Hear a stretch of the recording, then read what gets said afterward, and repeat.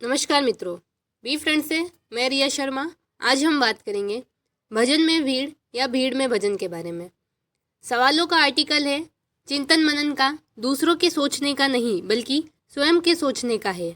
आंखें खुली फिर भी अंधे, कान खुले फिर भी बहरे, मुंह खुला फिर भी गूंगे, हाथ खुले फिर भी कर्महीन, पाँव खुले फिर भी अपंग, मस्तिष्क खुला फिर भी विवेकहीन, दिल खुला फिर भी बेदर्द। कहने को इंसान किंतु इंसानियत नहीं, मनुष्य मानव न रहकर महादानव हो गया है।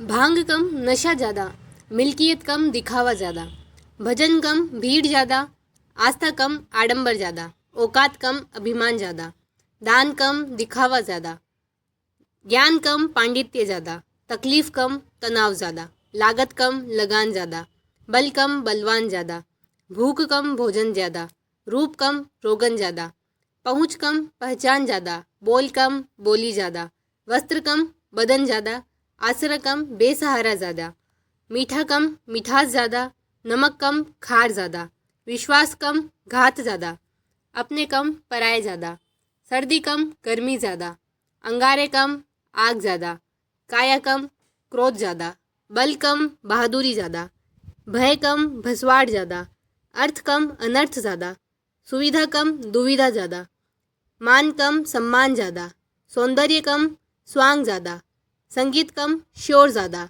भाव कम भंगिमा ज़्यादा, श्वास कम प्रवास ज़्यादा, कान कम कच्चे ज़्यादा, सौष्ठव कम शरीर ज़्यादा, प्रकाश कम उजाला ज़्यादा, अंधकार कम अंधेरा ज़्यादा, बेरोजगार कम बेरोजगारी ज़्यादा, मन कम मानसिकता ज़्यादा, प्रेम कम घृणा ज़्यादा, वेर कम विरोध ज़्यादा, दुश्मन कम दुश्मनी ज़्यादा, दोस्त कम दुश्मन ज़्यादा, जान कम बेजान ज़्यादा, इनकम कम खर्च ज़्यादा, बचत कम कर्ज ज़्यादा, जीत कम हार ज़्यादा।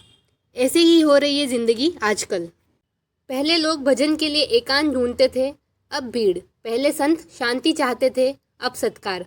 पहले साधु परामर्श चाहते थे, अब स्वार्थ। पहले कथावाचक परोपकार चाहते थे, अब पैसा। पहले ज्ञान बांटा जाता था, अब बेचा। पहले ज्ञानी बड़े होते थे, अब छोटे।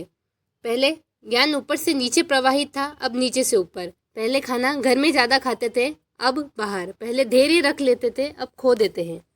भजन और एकांत का गहरा रिश्ता हुआ करता था, किंतु प्रौद्योगिकी के विकास के साथ भजन का अर्थ बदल गया है। भजन भीड़, गान, शोर, लाउडस्पीकर्स की तेज आवाज़ में बदल गया है। वर्तमान में भीड़ बिना भजन की कल्पना कोरी लगती है। भजन का अर्थ ही तेज आवाज़ से लिया जाता है। उस परम शक्ति के अनेकों नाम देकर उनका भजन किया जा रहा है। भजन की ज़रूरत भगवान को नहीं, मनुष्य ने अपने लिए ईजाद की है। वह निराकार सर्वशक्तिमान कण कण में व्याप्त, मनुष्य की सोच से परे, जिसका अंश मनुष्य के भीतर विद्यमान है और मनुष्य उसे बाहर ढूंढ रहा है। मनुष्य अंतर्मुखी कम और बहिर्मुखी ज़्यादा हो गया है। दर्शन भी करेगा तो दिखाने के लिए। स्वयं दर्शन कर फोटो लेगा व सोशल मीडिया पर डालेगा ताकि उसकी पहचान हो। दर्शन स्वयं कर रहा है या दूसरों को करवा रहा है, या दर्शन के माध्यम से स्वयं को प्रचारित कर रहा है। दर्शन की एकाकी अंतर्मुखी नहीं रहे बल्कि बहिर्मुखी व भीड़ से जुड़ने के माध्यम हो गए हैं। गौतम बुद्ध, महावीर स्वामी, नानक, यीशु, पैगंबर मोहम्मद, कृष्ण, राम आदि का भजन एकांत था, भीड़ नहीं। उन्होंने लोगों को इकट्ठा नहीं किया, लोग उनके गिर्द एकत्र हुए। उन्होंने कथावाचकों की तरह लाउड स्पीकर लगाकर या जुलूस निकालकर भक्ति के लिए प्रेरित नहीं किया। लोगों ने उन्हें ऊपर उठाया। उन्होंने नहीं कहा कि उन्हें भगवान मानकर उनकी पूजा अर्चना, उनके भजन करो, उनकी मूर्तियाँ बनाओ, उनके चित्र बनाकर उनकी पूजा करो। उन्होंने सत्कर्म करने, सत्य पर चलने, नेक नियति रखने के लिए कहा। आपस में लड़ने झगड़ने, मारने काटने, विध्वंस करने के लिए नहीं कहा। उनका संदेश मानवता का था। मनुष्य मानता है तो देवता व राक्षस है, नहीं मानता तो नहीं। फिर राक्षस व देवता बाहर नहीं, मनुष्य के भीतर है। अच्छे काम करता है, लोकहित में अग्रसर है तो देवता है, अन्यथा राक्षस। यदि मनुष्य कह देता है कि धर्म व धर्म ग्रंथों की रचना भगवान ने की, किंतु यदि इनमें इंसानियत के विरुद्ध घृणा, वैमनस्य, विभेद की बातें हैं, तो वे भगवान द्वारा कथित लिखित न होकर मनुष्य द्वारा रचित है। भगवान किसी भी प्राणी मात्र का अहित नहीं करते, प्राणी के कर्म ही उसका हित अहित करते हैं। भजन का भीड़ का भजन से कोई संबंध नहीं है, और यदि है तो नर स्वार्थ का है। भजन का संबंध भगवान से तभी तक है जब तक मनुष्य सत्कर्म करता है।